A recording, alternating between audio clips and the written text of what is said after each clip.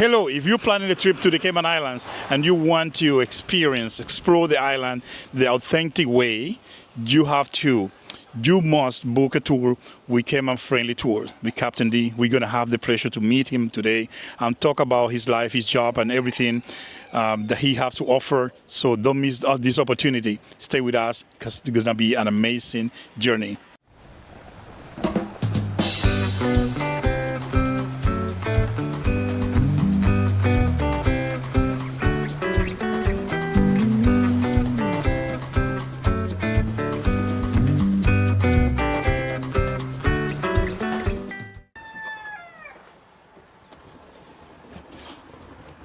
Hello. All right, Cayman travelers, as said before, we're going to spend the morning today with Captain D. We're going to know more about his life, his job, and you guys are going to enjoy meeting this person when you come to the Cayman Islands. With no further ado, thank you for having me on board, Captain D, today. Hello. What a pleasure. It's my absolute pride and joy to share this with you all.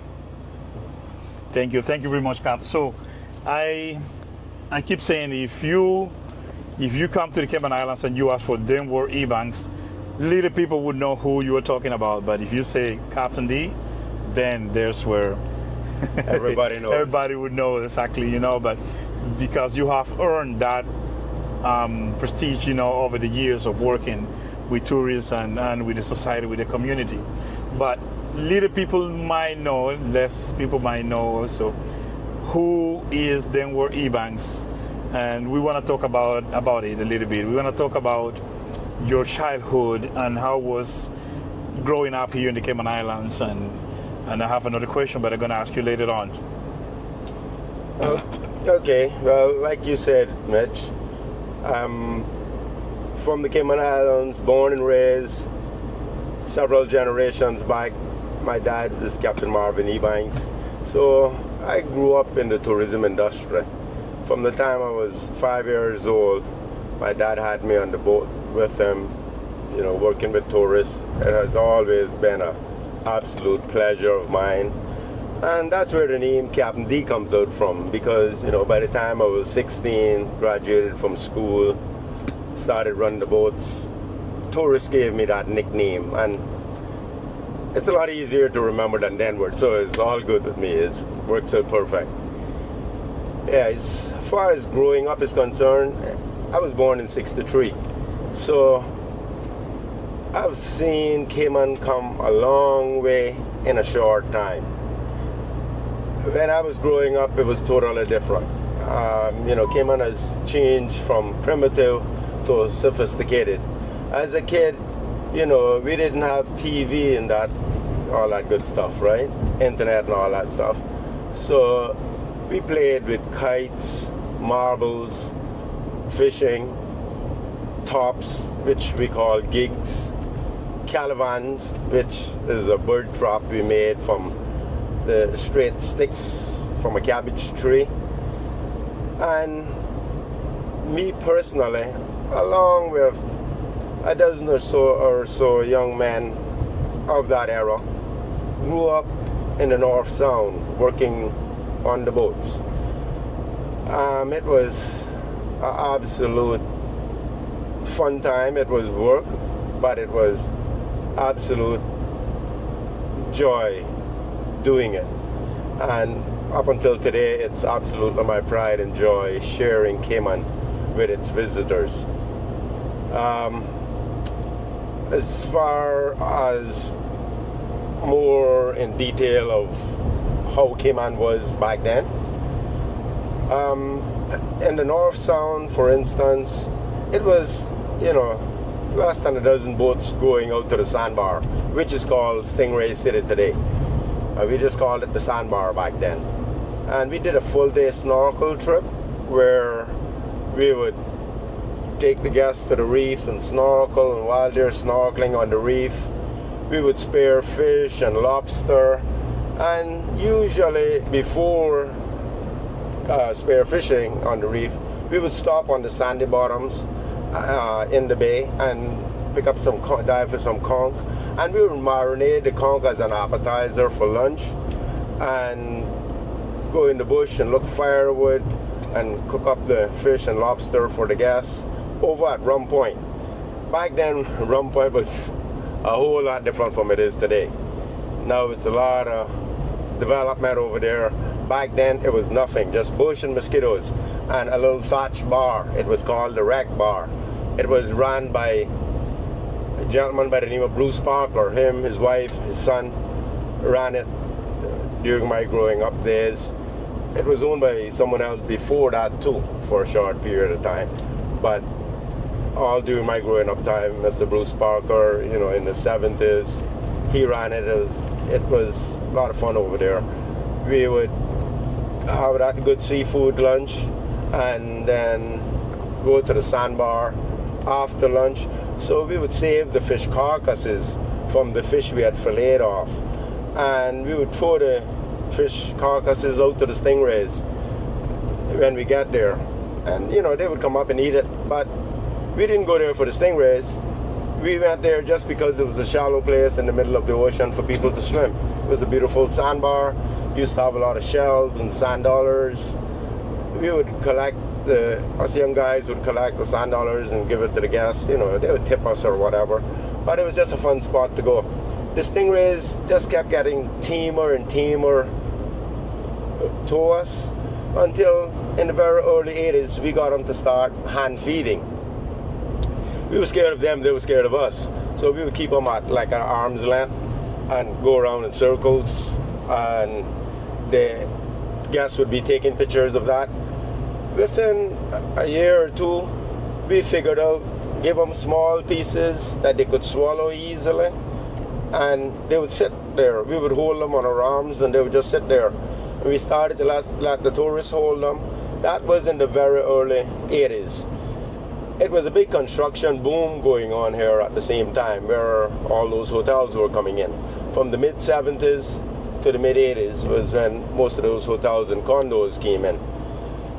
By then, we were, by the early 80s, we were holding the stingrays, letting the guests hold them, and we got a lot more tourists coming then because the hotels were open. And Skin Diver magazine, National Geographic, and other magazines like that would come here to visit. In fact, me and both my dad were featured in them more than once. A dive master by the name of Pat Keeney put that name Stingray City. Because divers would go there also. It's two Stingray cities. It's the shallow sandbar, and it's another one a couple of miles away that we call the deep Stingray City. Both of them is located right inside of channels in the North Sound. Sandbar is inside of Waterkey Channel, and deep Stingray City is inside of the big channel. And the stingrays congregated there because naturally stingrays eat crabs and crustaceans out of the sand, and they bury themselves in the sand. So naturally anywhere in the world, that's where stingrays live, on sandy bottoms. And like I said, we, by the early 80s, was holding them, letting the guests hold them. Pat Keeney, doing a dive mission there, he put that name on, called it Stingray City. And Skin Diver magazine did a big article on it, a big front page article calling it Stingray City. And that's where the name Stingray City came from. In the very early 80s. Before that, we only called it the Sandbar. But that's how this popular, world-renowned, most famous tourist attraction worldwide has come about today as Stingray City. That's where it all started. And it was my absolute joy and pleasure going through all of those stages at that time and up until now, working with tourists. It's my absolute pride and joy sharing Cayman's beauty, tranquility, and natural wonders with the visiting guests as well as residents of the island. Perfect. Thank you very much, Cap, for this introduction of yourself. Then we have arrived then to the blowhole. This is one of the stops that you make with on your tours, and we're gonna continue talking about your business down there, if you don't mind. Sure. it's my absolute pleasure, because right. nowadays that's what I do. Take people on bus tours all over the island, all over our island, showing them the authentic Cayman. All right, let's do that. Thanks. Hey Cap, this is the blowholes right here, and I know this is one of the spots that you bring your tour, your guests when you are on tour. So can you let us know a little bit about your business, when you started your business, and what kind of services you offer? Okay, well, as I mentioned earlier, I grew up working with my dad on the boat with tourists from the time I was like 5 years old. Every vacation from school, every weekend, it was on the boat. I really love it. Up until today, I really enjoy it. It's my pride and joy, showing people what Cayman is really all about. My little company, Cayman Friendly Tours, I specialize in authentic Cayman Island tours. I have like 4 different tours, with various areas of the island, various attractions. But my company started in actually 2001, but we had a disruption during Hurricane Ivan in 2004. So ever since like 2013. Yeah, because I remember you owned a boat before, right? Yeah. You owned a boat before. Yeah, I used to do a lot of the boat stuff and the bus stuff, but mostly the boat stuff. But as time evolved, the tourism industry has got so big now, and there's so many boats and everything involved in the tourism product. I just specialized in recent years in land island tours, and that's really my pride and joy, showing people, visitors to the island, as well as people living here that wants to go see some stuff that they haven't seen before, authentically showing people what Cayman is really all about. It's really my pride and joy, all over the island, all the way up to the east end of the island, which is a lot more authentic in a lot of ways than the western side. I do it all. Yeah, the western side of the island is more developed, somehow the most modern, commercialized than this side. I love to come to this side of the island as well, especially on weekends and Sundays. We used to come here very often because I feel that East End and some areas of East End feels like what Cayman used to be many years ago. Exactly. So see the rock formations and the vegetations and all that. That's beautiful, and that's important for, I think that's one of the main things that visitors look for when they come in to visit the Cayman Islands. They want to see the authentic island. They want to see, most of them want to see the authentic island, the authentic people, exactly, and try the authentic food as well. Exactly. So yeah, that's very good to have people like you in the industry helping and showing off the real Cayman Islands, identity. Because one of the things that we pretend to do with this channel is to showcase not just the best things to do on island or help people to travel to the Cayman Islands, but to show the individual and the businesses behind the travel industry in the Cayman Islands. What makes the Cayman Islands such a charming destination? That's something that we really want to showcase and share with the world as well. That's very important, and that's my key right there at Cayman Friendly Tours. That's my pride and joy, showing visitors and on island folks what Cayman is really all about. Yes. That's really my pride and joy. I love it. Perfect. So, Cap, let's move to the next stop and continue the chat. What do you think? Do it. Let's do that. It's a pleasure. Let's talk a little bit about family thing. You have kids, right? You create a family, and how? I got one stepdaughter, and she got 3 kids. Yep, and I'm very involved in their life. The youngest one is only 4 or 5 months old, so I haven't played such a role there as yet. But the 2 older ones, very much so. Sure. Yeah, So, in fact, the boy lives with us. even when I mentioned that in the beginning, I say that I mentioned that you were one of the children of the legendary Captain Marvin's. How that feels, being one of the children of such a great person and pioneer of the tourism industry here on island? It's truly an honor because, at the time, growing up, you took it for granted, right? But looking back now, I realize, for years, I've realized like how much a privilege that was to be able to share and be a key part of the early development of tourism in Grand Cayman. I've seen it in my lifetime. I've seen Cayman change from primitive to sophisticated. Cayman has come a long way in a short time. When I was a kid, we didn't have national TV and all of that good stuff, the internet and all of that stuff, right? Now we have state-of-the-art technology and one of the highest standards of living anywhere in the world. But growing up on the boat with my dad, working with tourists, going over to Rum Point with those primitive days, just a little touch bar over there, going in the bush, look firewood, cook up that food on the beach, and that kind of authentic experience, and watching Cayman change over the decades, it has really been a privilege. Like I've said to my guests many times, if I was younger, that would be okay too, but I actually feel blessed to be born in Cayman when I was, because in my lifetime, I was born, like I said, 1963. I've seen Cayman change from primitive to sophisticated in my lifetime. How you see the future of tourism here on island?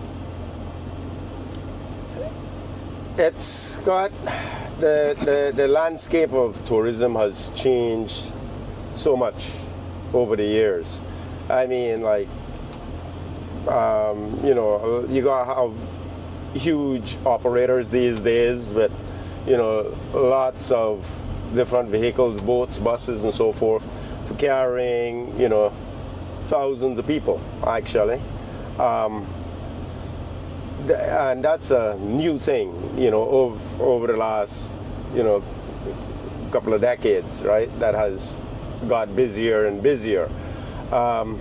When I was growing up, it was a lot more quiet, a lot smaller, personalized groups. And that actually is what I specialize in my company at Cayman Friendly Tours, giving people a personalized, authentic experience. They feel like family by the time we're done, and that's what makes me sleep good at night.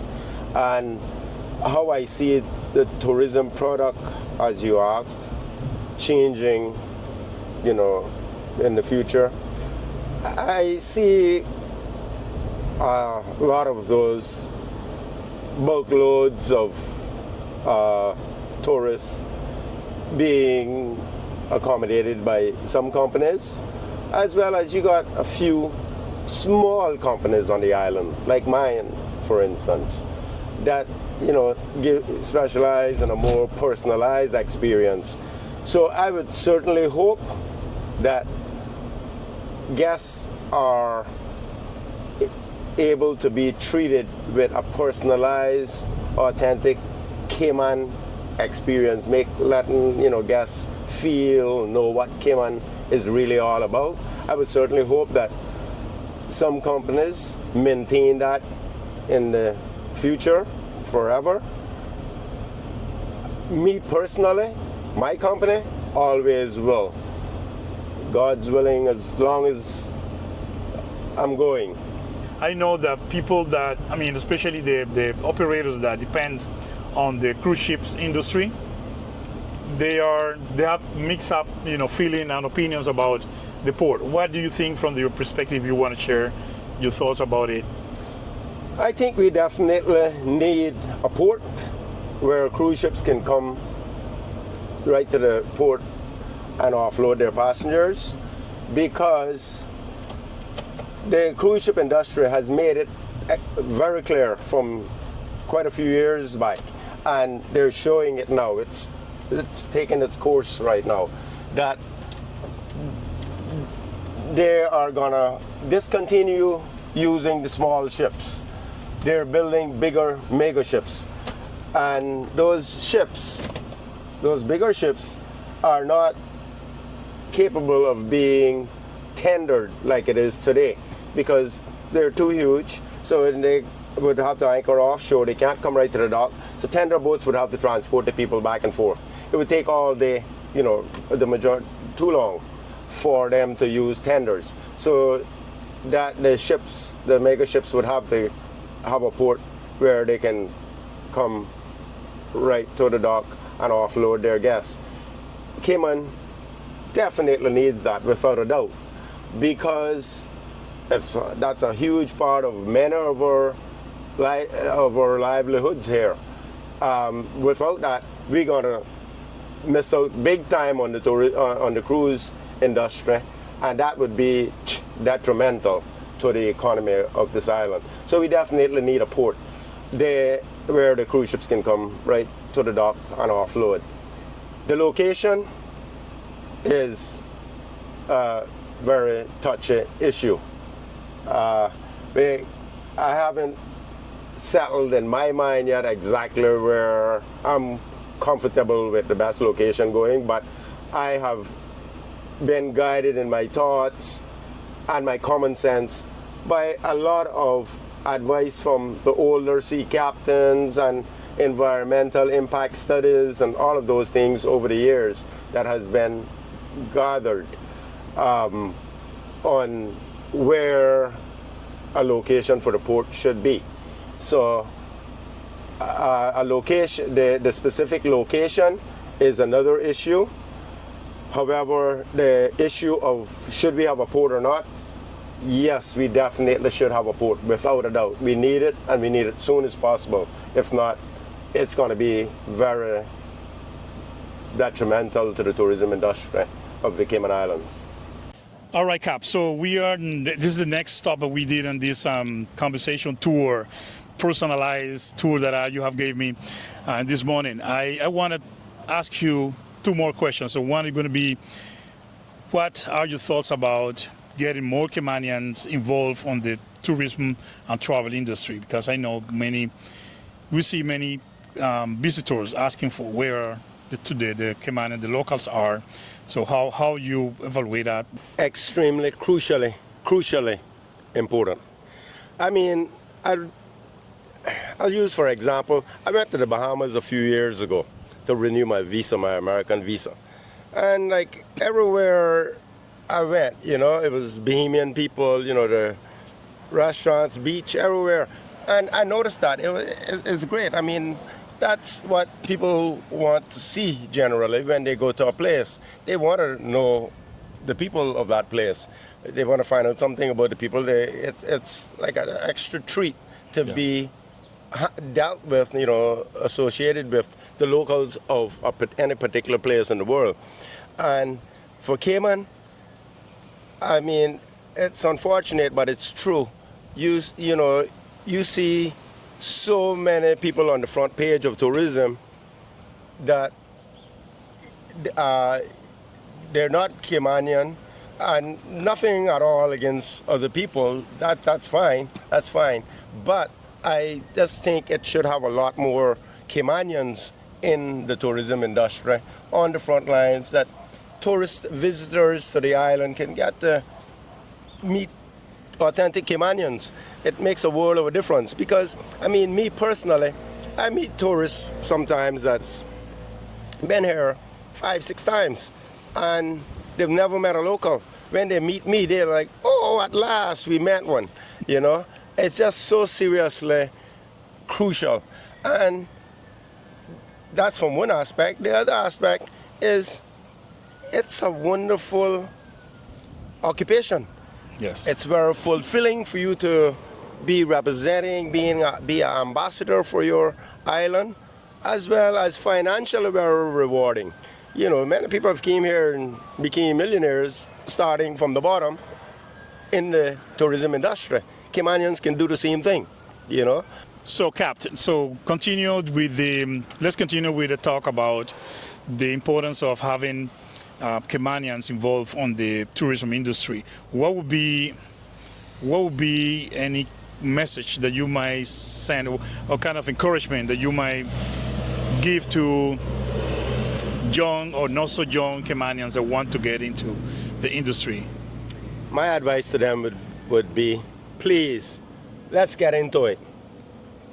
It's financially rewarding, and it is psychologically, emotionally, every aspect of your well-being, rewarding. Because at the end of the day, it's nothing like a peace of mind. And when you're happy at the end of the day, knowing that you had a good day's work, or when you look forward to going into work in the morning and having fun while making money and sharing your home with the world, man, that's a rewarding, sweet feeling. It's my pride and joy. I love it. I have it I would encourage any and all Caymanians, please, let's get into it. Thank you very much, Cap, for accepting again our invitation to join and have a chat about your life, about the job, about tourism, about life, because anytime we catch up, we have a lot of things to talk about, right? So it's been a real pleasure talking to Captain D. Ladies and gents, if you are coming to the island and you need an authentic experience, an authentic Caymanian experience while traveling around the island, knowing everything around the island, you can and you must contact Captain D. I will share the information, his company information on the description of the video. I'm going to share with you his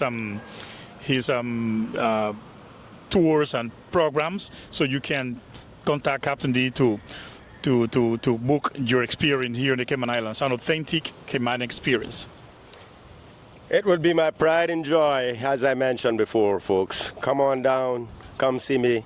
Let's have a good time in the Cayman Islands. Love. Thank you again. Thank you again, Caps. Well, traveling to the Cayman Islands could be overwhelming, especially with so many good options to choose from. But hey, listen, you don't need to do it all by yourself. If you want to come to the Cayman Islands and you feel yourself struggling with this, feel free to type Cayman Trips on the comment of this video, and someone from Cayman Luxury Travel will be in touch to help you all in crafting your best trip to paradise from scratch to the time you return home. Thank you very much for watching this video, and don't forget to like, share, and subscribe to the channel if you want to receive beforehand information about how to travel to paradise in the near future. Hope to see you soon. Until then, happy travels.